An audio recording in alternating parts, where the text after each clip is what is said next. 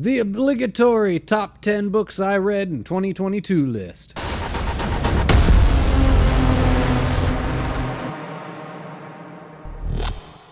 And I did this list last year, and I got to the end of the year and I had read something like 35 books, and I thought, oh my God, that's unacceptable. I mean, at that point, you might as well, here are the books I read this year. I mean, it's just it's a sad little number, 35. Anyway, so this year, I had this grand idea. I said, there's 52 weeks in a year. If I can read a book a week, that's 52 books. But we'll knock it down to 50 because it's a nice round number, and it gives me 2 weeks where I can slack off.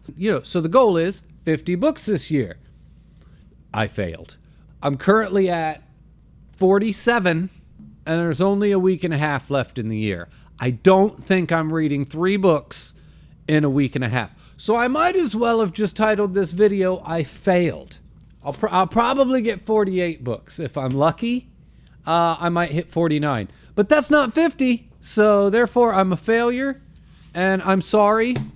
I don't know what I should do with my life at this point. No, seriously. But anyway, top 10 books that I read this year. Also, to be fair, I started reading manga for the first time in my life ever this year, and I've read like 50 volumes of manga this year as well. So, in all fairness, I've been reading a lot, and I did put one little manga on the list of my books just so I felt better about myself in the middle there. But I refused to put them on the list because they're not really books. And you can read them too quickly, I guess is what I'm getting at. You can knock out a whole volume of a manga in like literally an hour. But anyway, just in case you're curious, this is the entire list of all the books that I read this year.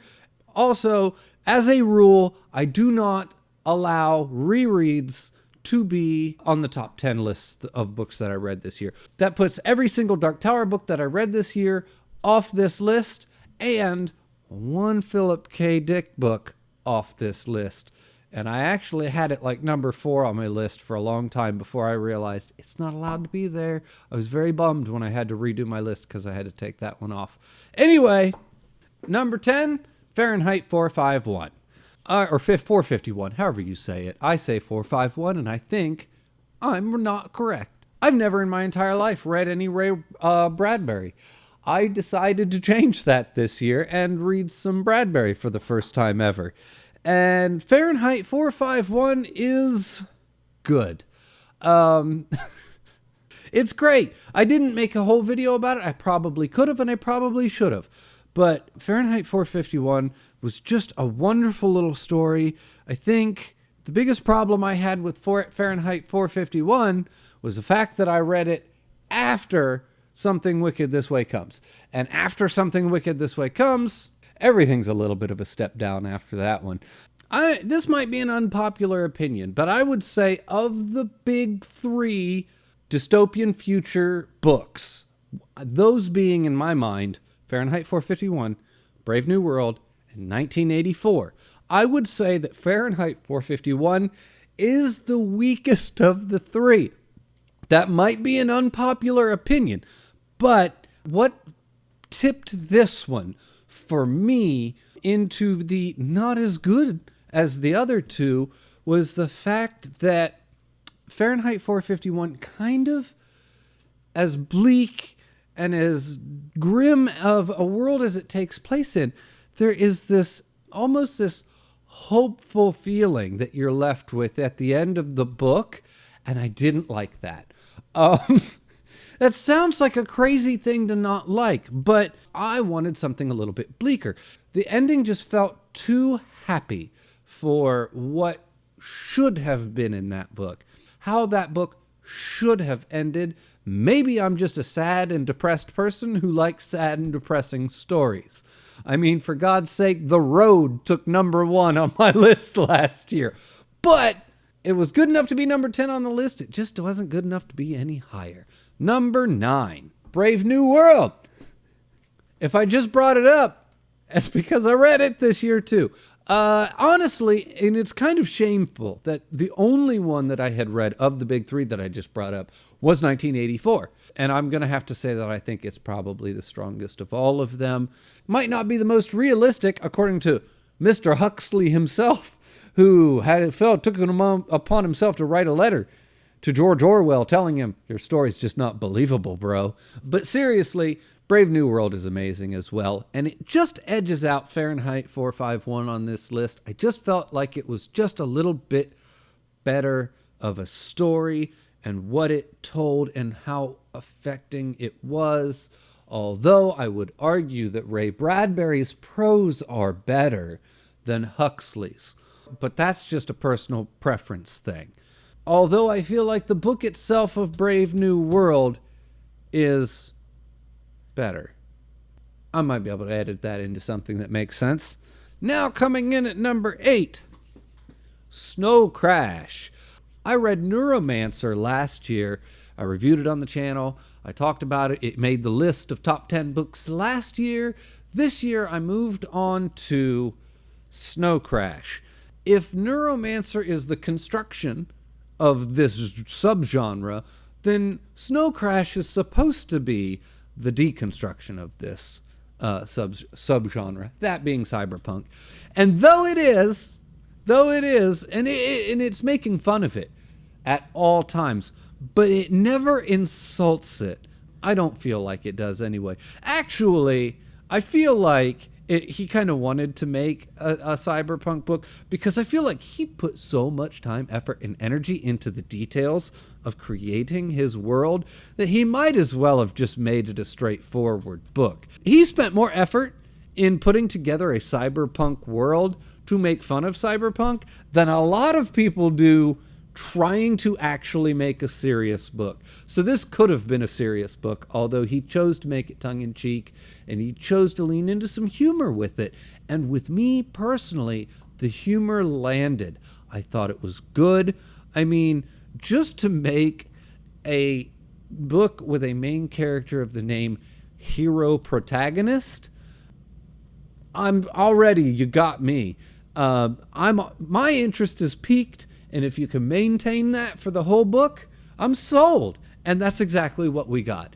Now, if that sounds a little too tongue-in-cheek for you, it might be a little too much for you, a little too tongue-in-cheek for you. There are some booktubers out there that I have personally watched that think this book is terrible. DNF'd it. And I say, no, this is a good one. You should go check it out. Especially if you're into cyberpunk, you will get the jokes, you should get the jokes, and you should find it quite fun. It also makes you wonder why in God's name Zuckerberg chose the name Metaverse for his creation. It's almost like he never read the book. He probably hasn't. Anyway, number 7, The Man in the High Castle.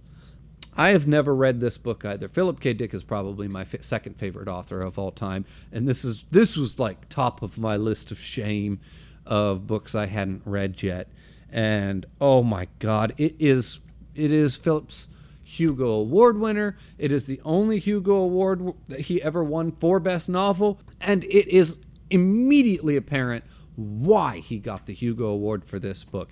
It is absolutely worthy of that award. It is quite possibly the most worthy of all of his books. It is probably the most easily digestible for the mainstream community. It's the least, oh no, crazy aliens are taking crazy psychedelics and now you're on the moon and now you're, talking to this alien, but watch out, you might just slip down into a dream world or end up in Barbie doll land. Which I think those books could win the Hugo Award too. But mainstream America probably wasn't ready for it. Sorry, Phil. But no, seriously. And this just shows what Philip can do when he just dials back the crazy a bit and really puts pen to paper and comes up with something truly thoughtful and quiet contemplation on an alternate timeline. God, I don't even want to say too much. It was just a really good book. You should all go read it, especially if you're into Hugo Award winners. I recommend it. Number 6, Kafka on the Shore. Boy, this book is divisive. Okay.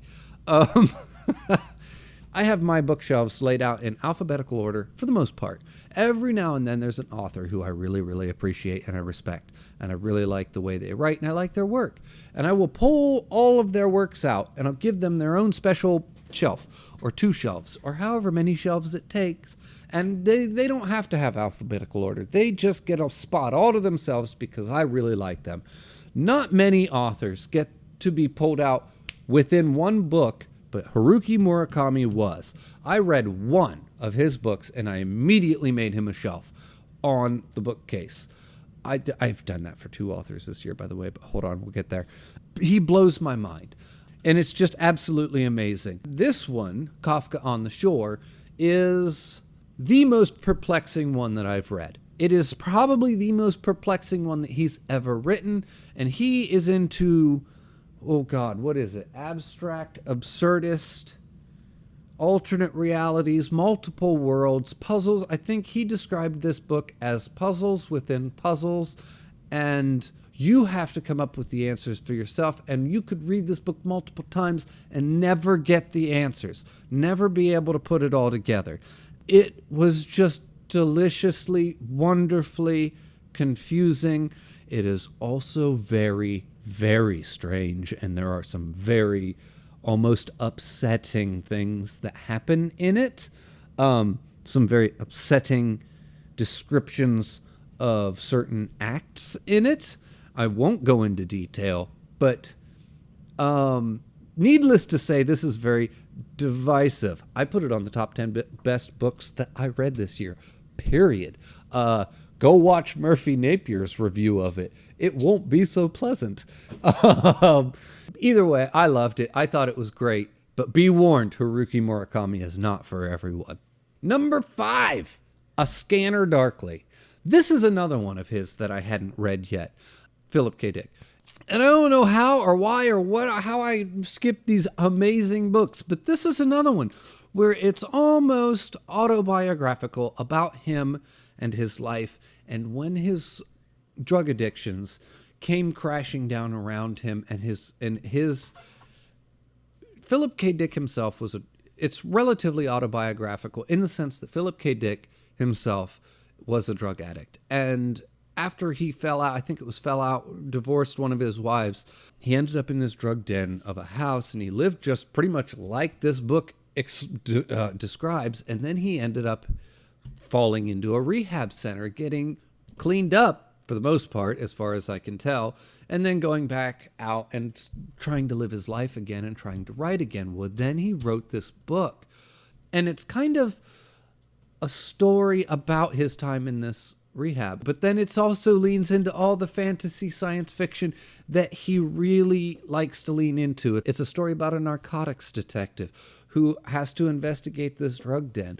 Well, it's actually his house, and he is the drug addict that he himself has to investigate. And the drug that he's taking causes some splits in the right and left hemispheres of the brain. So he doesn't know if this is real or if this is real or if it's both real or nothing's real. It really is a Philip K. Dick book on every level, but at the same time, it's a little bit more somber and it's a little bit more heartfelt than some of his other ones because it's so deeply personal to him, because it's also semi-autobiographical, because it is actually about a specific and very tragic time in his life, and the book itself feels pretty tragic by proxy.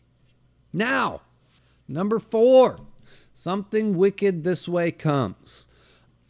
This is the one. This is the first Ray Bradbury book I have ever read, and I'm so glad that it was. It was amazing. The prose was amazing. I have a thing with prose where I love good prose, but at the same time, if you tip too far into the flowery, you lose me, right? Some people just love that flowery, poetic prose.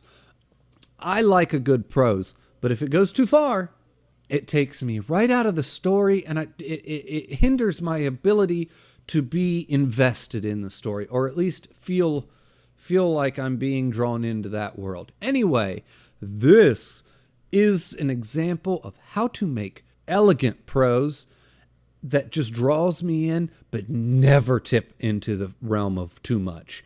It was awe-inspiring just reading the way some of those sentences come off of the page.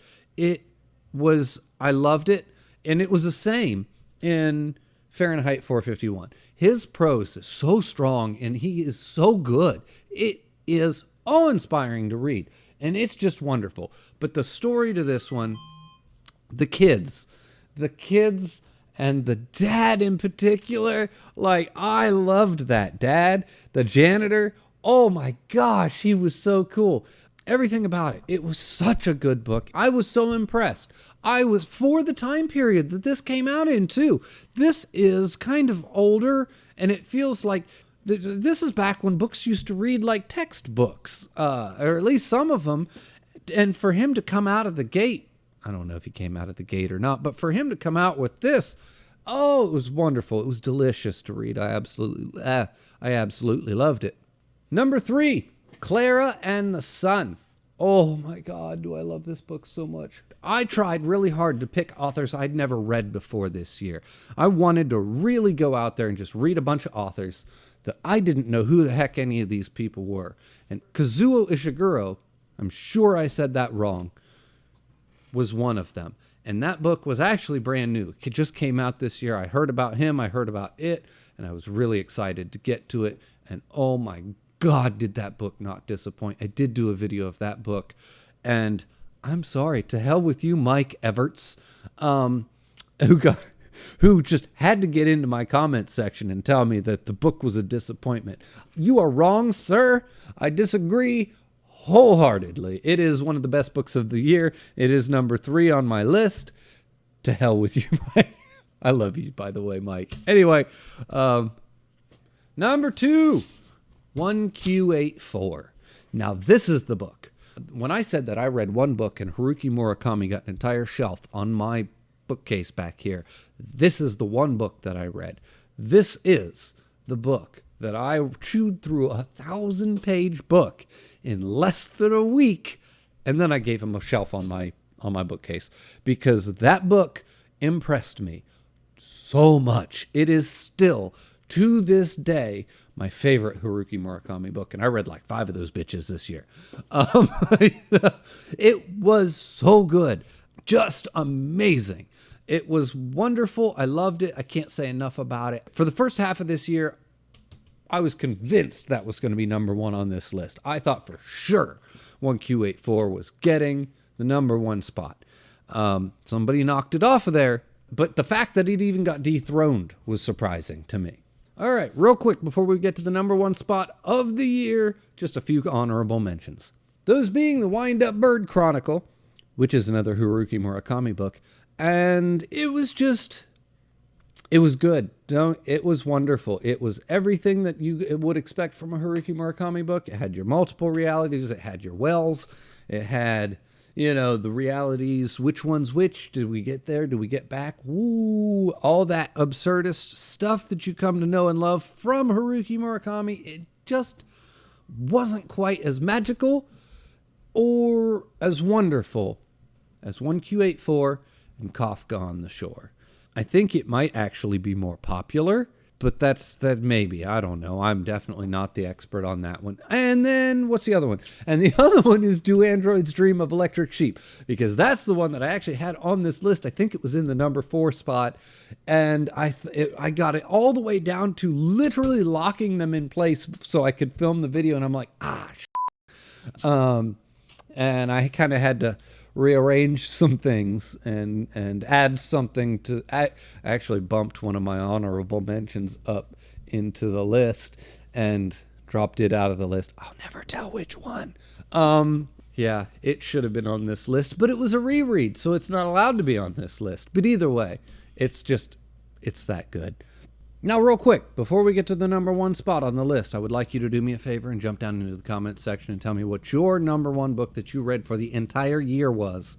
Then, come back up here, unpause the video, and get to the number 1 spot, which is Shadow of the Torturer. I don't even know what to say about this book. It blew me away. This book was so good, I haven't read the other ones. I've started the Claw. I'm being dead serious. I didn't know. I researched, I read, I knew what to expect. I knew that this was a puzzle. I knew it was confusing. I knew that it was just going to kind of blow my brain when I read it, but I didn't dig too deep because I didn't want to know too much. I hate spoilers. And this book, holy shit, I don't even know what to say about it. I will just have to direct you to the video that I made on it with a book review. I don't even know. It was so good. The prose is so confusing. You have to go so slow just because it's so... I don't even know how to explain it. It is an experience in and of itself just to read this book. It is mind-numbing how genius it is, and it is so good that I have not read any of the others. I started Claw of the Conciliator, and I've been so busy, and I want to dedicate so much attention to these when I read them that I just kind of set it aside. I got, I don't know, a quarter of the way into it or maybe more, and I just kind of set it aside, and I was like, I don't have the focus and the dedication that this book deserves. And then I just kind of chew through some other, the Strain or this or that, something lighter and something not so heady. And I keep telling myself, I'm just drooling to go back to it. And I just keep not going back to it because I just keep being so busy. I just need to carve out some time, maybe in the evenings, like just an hour a night, couple nights a week, and just sit down and focus on nothing but the Book of the New Sun. It is so good. I can't describe it. And I'm so excited to be able to read it and tell you guys just how great the rest of the series is. And I just haven't had time. But like I said, I feel like it's so good. It deserves so much attention that I just haven't been able to dedicate to it right now. But yeah, blew me away. That's the other one that immediately, not only did Gene Wolfe, get a shelf on my bookcase, he got a shelf just for that series. And I have a first edition Shadow of the Torturer. It is a book club edition. Don't think that it's the real deal, but it is a first edition Shadow of the Torturer. That's how good that book was. Anyway, please give me your list of the best books that you read this year, and thank you for watching, and I'll see you next time.